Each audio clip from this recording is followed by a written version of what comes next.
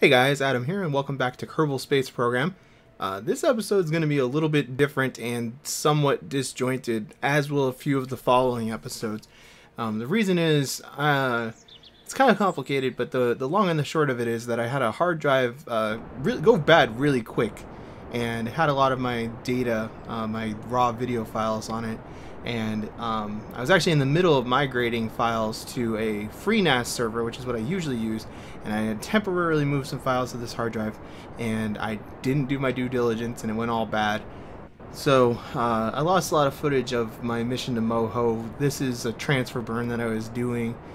We did successfully make it to Moho mostly. I'm gonna have to just kind of tell you about it, I guess. I have some footage of the mapping probe and stuff making it there, but a lot of the files were unrecoverable, so it is what it is. Like I said, generally I have things in a FreeNAS ZFS under like ZFS plus 2, ZFS2 I think it's called. So it's usually not a problem, but as I was upgrading my computer and I got bit by a bad hard drive. It's always a Seagate hard drive whenever it happens to. They just go bad. I don't like Seagate hard drives. I don't buy them anymore. But we transferred out to Moho. Everything was successful except for the rover. The rover ran out of fuel and crash landed, and I really wish I had that footage because it was kind of fun, but oh well. So we're skipping ahead here to the next piece of footage that I had that was any good. You can already see we have some stuff in orbit of Moho. I'm just basically fine-tuning my orbit so I can get some scanning and science and whatnot done with this probe. At this point, all my remote tech stuff is working well. This is still before the asteroid redirect stuff was installed.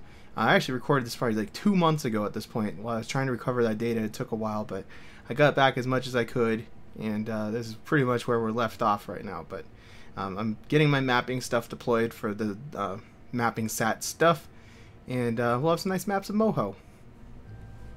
Alright, so that's about all we actually ended up being able to recover from the Moho footage. At this point, I think it's really time for the space program to take it to the next level, which means we need a space station. I designed, basically the way I always design space stations, so I designed the whole thing in the vehicle assembly building like it's meant to be in space, and then I kind of break that up into individual parts and launch it.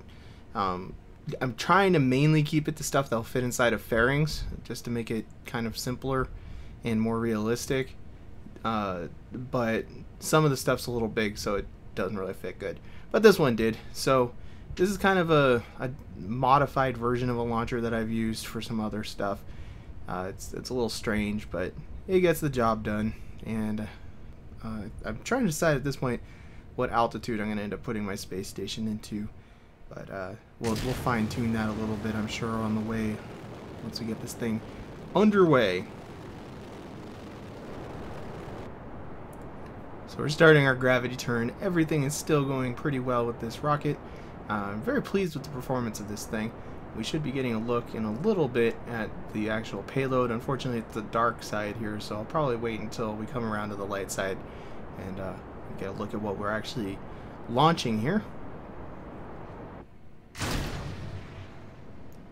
Alright, so we had our main booster separation there on our orbital maneuvering system here now. And the fairings have separated. Still can't really see the module here at all, but hopefully in a second we'll be coming up on the daylight and get a look at it. I like this engine quite a bit, even though it has like a weird effect when you turn straight behind it. It's a two-dimensional like particle effect thing. It's kind of flat, like an old Sprite kind of or something. Like it kind of makes me think of like Doom or something. But when you turn a certain way, the thing looks funny. So that's weird.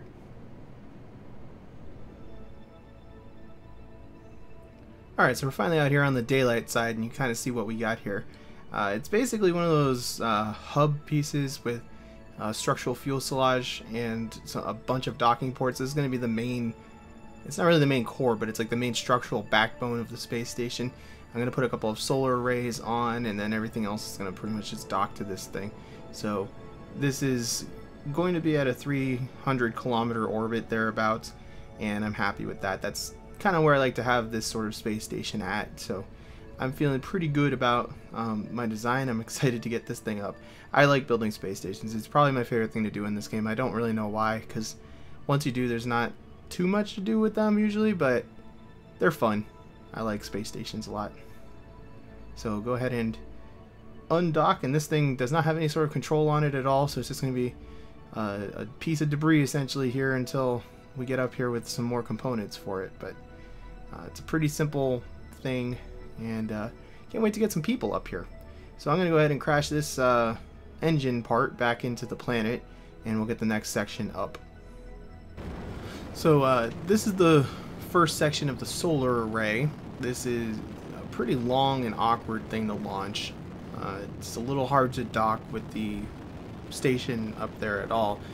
Unfortunately, the station doesn't have any way to maneuver the core that I already launched, so this has to be the thing that docks. It's very hard to dock something like this because the control is all the way towards the back, because there's a section that's going to eject and return back to Kerbal.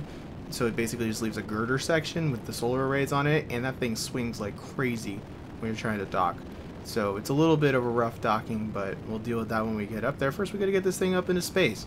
The launch is perfectly fine. This is pretty much the core of this rocket is just a standard launcher that I use for this sort of stuff. I use largely the same launching hardware for all of the space station components, just with different booster arrangements on it depending on the weight. This thing's not very heavy, so it's just a little bit bulky and awkward.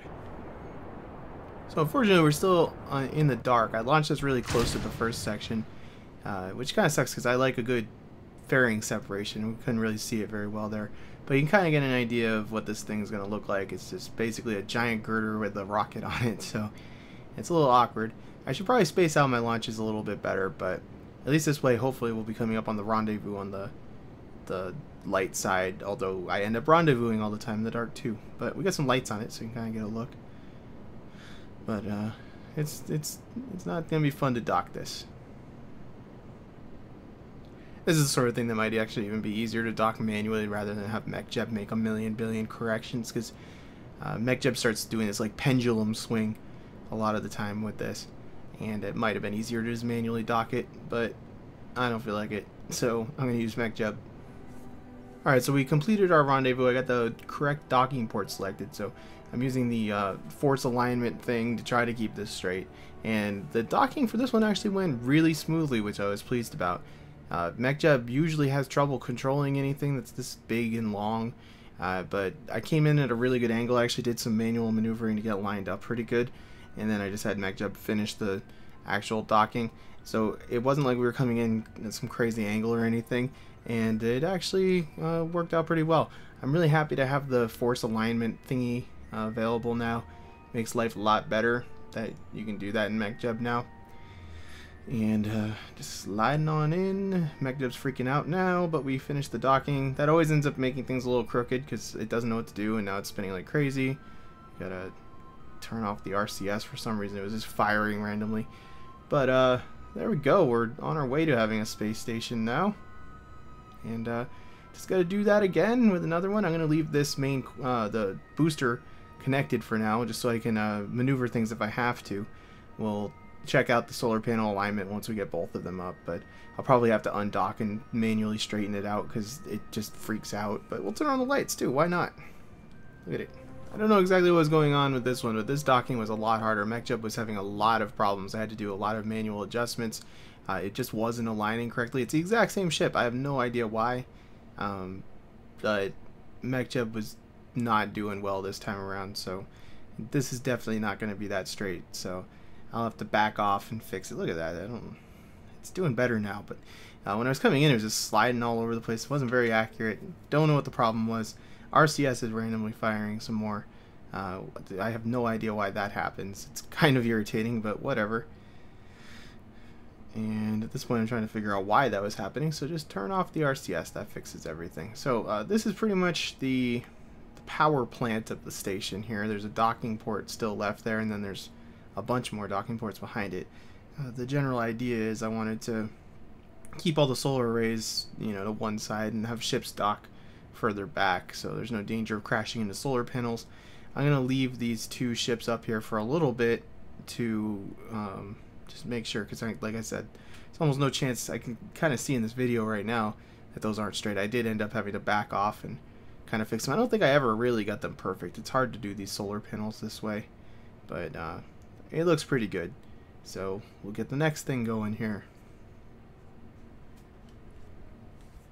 So the next section that we're launching here contains some air filters, water filter, basic, the life support systems, and some RCS for the station so it can refuel worker drones, any ships that have docked, that sort of stuff. I always like to have RCS storage on every station I do.